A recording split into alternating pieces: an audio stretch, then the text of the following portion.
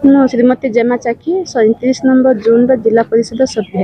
कौन समस्या बुझी बर्तमान संपूर्ण खनि अंचल गाड़ी घोड़ा बंद कर रास्ता बंद कर समस्या बुझी समस्या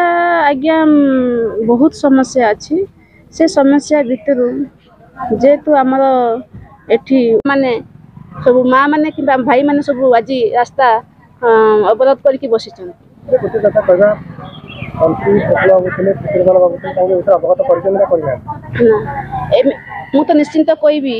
प्रफुल्ल बाबू आम पूर्वतन मंत्री प्रीतिरंजन घड़े एत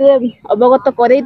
सी पुणी प्रफुल्ल बाबू भी आसिकी गाँ लोक सहित आलोचना करते प्रीतिरंजन गड़े भी एरिया को आसिकी माटी डंप जो पड़ुची सेटा भी सी देखिकी जाइचंती आउ प्रशासन को भी लिखित माध्यम कलेक्टर को एसपी को सब दिखाई कहीं आम पाखक ग्राम लोक समस्या बुझापी कहीं आसीना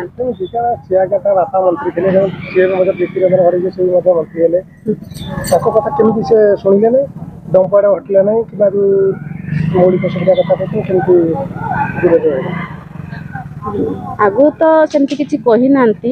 आम जिते लोक मैंने असुविधा पड़े जिते असुविधार सम्मुखीन हेले भाविले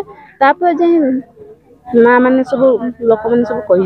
डंपर कथा कहले तो 10 वर्ष पाखापाखि हम डंपर पड़ी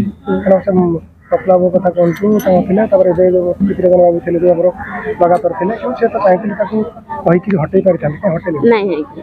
एक्चुअली यहाँ OMC lease area OMC lease area आप 10 वर्ष कहते 10 वर्ष नुहे किंतु एटा ओएमसी लीज एरिया जी लीज एरिया सी निश्चिंत तार जगह मैंने सी माटी डंप पकेब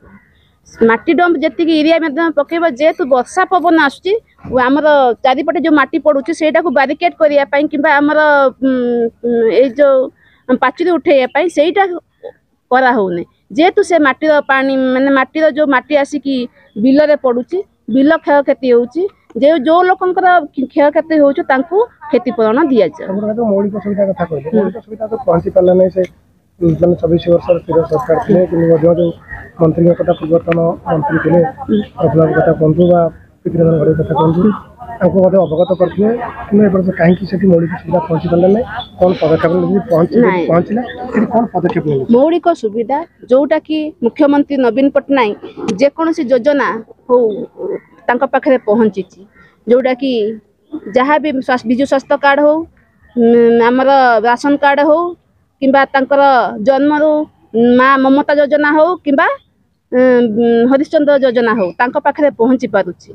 एक्चुअली कौन है ना जेहेतु एटा खणी भितर रोचे कि खणी चारिपखे भितर रोचे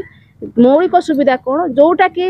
ओएमसी जिते जगह जो 30 एकड़ सब समस्या समाधान ना देखु आज्ञा आप मंत्री चाहिए समाधान हो बोली कहते किंतु मंत्री चाहिए समाधान हो बोली कहते किंतु प्रशासन कहीं दृष्टि आकर्षण करूना ये प्रशासन माने आमर प्रशासन दृष्टि आकर्षण कि ओएमसी कर्तृपक्ष अवहेला रोचे मो ना वीरेन्द्र महाकुड़ कालियापाणी बासिंदा अटे कौन कहे सुक्रिंग बर्तमान मौलिक सुविधा एठी बसी अनेक दिन है मौलिक सुविधा वंचित अच्छे बोली खोद बीजेडी जिला परिषद 37 नंबर जेमा चाकी कहते गणमाध्यम ये जो मौलिक सुविधा वंचित दायी किए कौन असंभव कहीं मौलिक सुविधा पहुँची पारानी देखो तो मौलिक अधिकार न पहुँचार मुख्य कारण है कहीं आमर एठिका जे कि एमएलए थे मंत्री थे बापा आगु दीदी थर मंत्री भी थे स्वास्थ्य मंत्री अर्थमंत्री पुओ भी मंत्री थे तथापि मंत्री थे दी जन प्रफुल्ल चंद्र घड़े पुओ दानी घड़े कौन दी जन थे कहीं बर्तमान मौलिक सुविधा वंचित टोटाली ही चाहिना जे खनि अंचल विकसित हो से केवल विकास ना विनाश कर आगु नुह दीर्घ 35 वर्ष काल शासन कर केवल एबे भी लोक मान दिन दीप लंठन देखी आसुँच जो जो लोक मान किसी बुझे सुझे जो स्ट्राइक कर व्यक्तिगत स्वार्थ अच्छी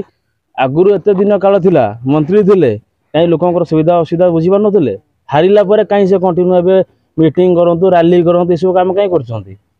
जो डंप वार्ड कथा कहते बाप पुओ बाप पुओ सरकार थिला 34 वर्ष काल प्रफुल्ल घड़े रानी घड़े थे कहीं दिने भी जो लोकंकर गरीब लोकंकर जो चाष जमी डंप वार्ड माटी पड़ी ये कहीं दृष्टि दौन थे अरे दृष्टि कहीं देवे करिया लोक बा से माने कौन ନାଇଁ ଶୁଣନ୍ତୁ, ସେ ଦୃଷ୍ଟି ନ ଦେବା ମୁଖ୍ୟ କାରଣ ହେଲା ସେ ଗରିଆ ଲୋକ, ସେମାନେ ଅମିଠାରୁ ସେ ବଡ଼ ଆକାରରେ କୋଟି କୋଟି ଟଙ୍କା ନେଉଥିଲେ ପଇସା ତାଙ୍କ ପାଖରୁ, ସେ ଲୋକଙ୍କ କେବଳ ଆଶ୍ୱାସନା ଦେଇକିରି ସେ ତାଙ୍କର ପେଟ ଭରୁଥିଲେ।